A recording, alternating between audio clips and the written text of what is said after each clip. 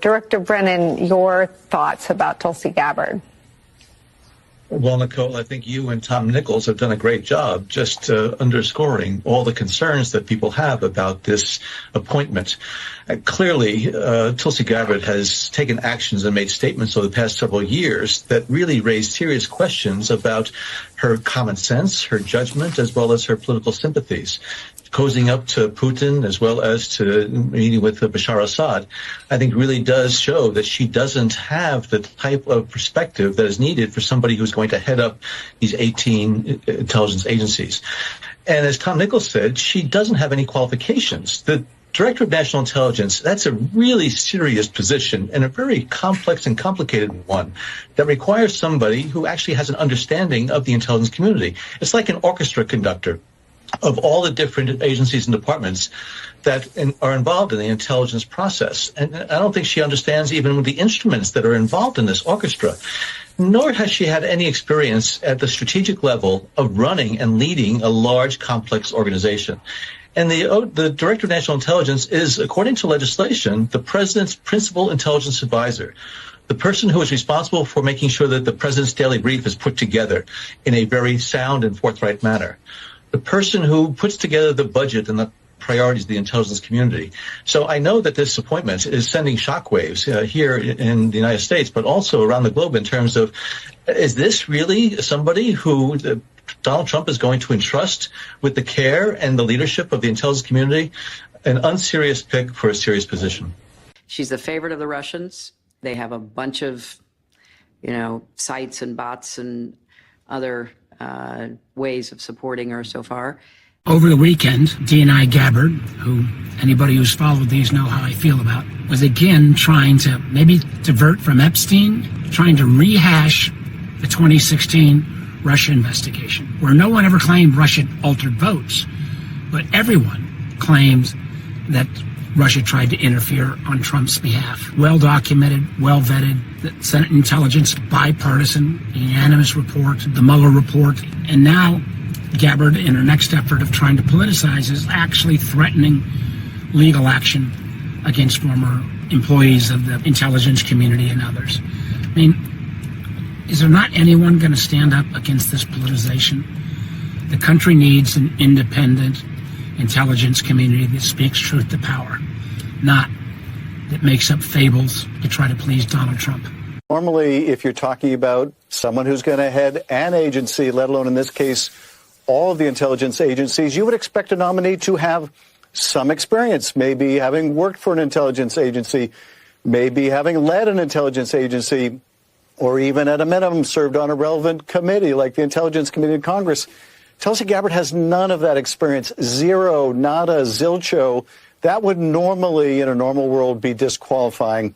But she goes far beyond that. She has echoed Kremlin talking points about the origin of the war against Ukraine. She's pushed out Russian propaganda about U.S. biolabs in Ukraine, one of the pretexts that Russia wanted to use for its invasion, to the point where RT, Russia Today, this propaganda outfit, is praising her to the degree that advisors close to Putin refer to her as our girl, an interesting diminutive for someone who might be leading U.S. intelligence agencies. This is someone who met with Bashar al-Assad, came back, had, wonderful things to say about how he wanted to get across the impression that he wouldn't engage in terrible things against his own people, when our own intelligence agencies were saying he has gassed his own people. So hard to imagine someone more disqualified from running those agencies. But Republican opposition to all of these controversial, unqualified, disqualified nominees has collapsed. And maybe collapse is too strong a word because that presupposes there was an infrastructure to stand up to these bad choices to begin with. But nevertheless, they all seem headed for confirmation, which is just terrible for the country. It's a clever political message. And she said, you should take a picture of it. I said, sure. And then she said, you should Instagram that. And boom. They were talking about seashells at the beach that my wife and I stood over trying to understand what it was. And she said, yeah, that used to mean, it was a kitchen a phrase to say 86, meaning to get it off the menu. And I thought, well, that's a clever political message. What a clever way to express a political view. The shells were the same color for each of the letters, so different colors for the letters. It took a lot of work. Somebody with artistic flair did that. As former FBI Director Jim Comey defending his post of 8647. Let's bring back in the Director of National Intelligence, Tulsi Gabbard, who suggested that should lead to Comey's arrest. Now, to that director, he has said that you are an example, therefore, of the unserious leadership right now in this country. Here, I'd love you to listen to him directly in his own words. I hope people know enough about that particular person that they understand where it's coming from. It says something more depressing about the leadership of our current administration. And I just shrug because that's ridiculous. Does it make you scared? No. Why? Well, it's not my first rodeo. It's one of the real problems we have in this country right now is the use of the president's power aiming at individuals who don't have my background or experience. This is a real problem that people should not look past. My thing, to me, and I hope to everybody else, is just a distraction that goes away in a weekend. Director, what's your reaction to Comey? Oh, man, where to start? When you look at James Comey and he talks about his own experience and his own knowledge and how terrible it is that we don't have him or people like him in the government now, let's go back and look at how he played a direct role in the weaponization of government against the American people and against Donald Trump. Let's look at his experience. For him, number one, let me just say this as a woman, for any man to blame, pin the blame on this on his wife, like, give me a break. Why don't you just own it yourself? Second of all, a person of his experience that he claims is so great that MSNBC and CNN have and continue to laud James Comey as this expert law enforcement man, yet he doesn't know what 86 means when he prosecuted gangsters and mobsters and people in the mafia throughout his entire career.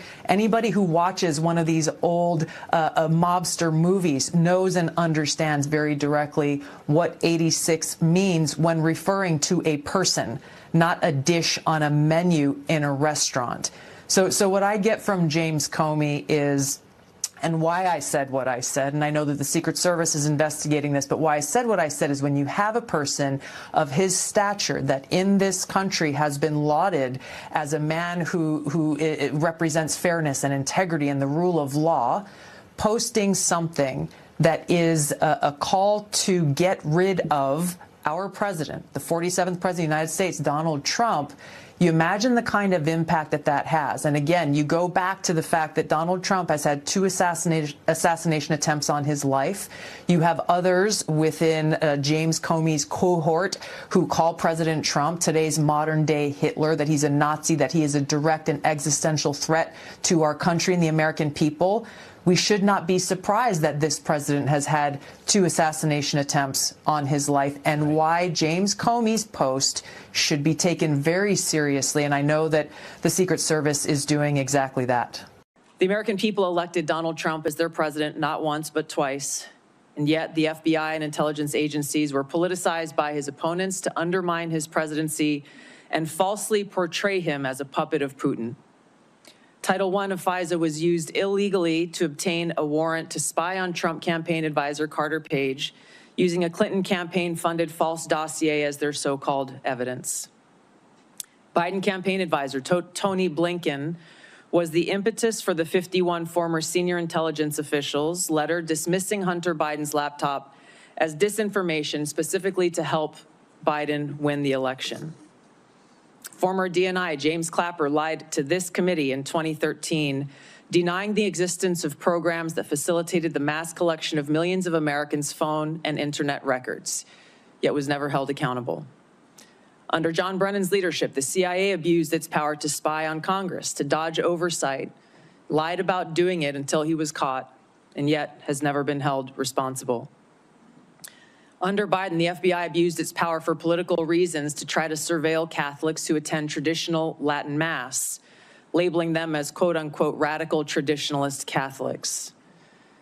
Personally, just 24 hours after I criticized Kamala Harris and her nomination, I was placed on a secret domestic terror watch list called Quiet Skies.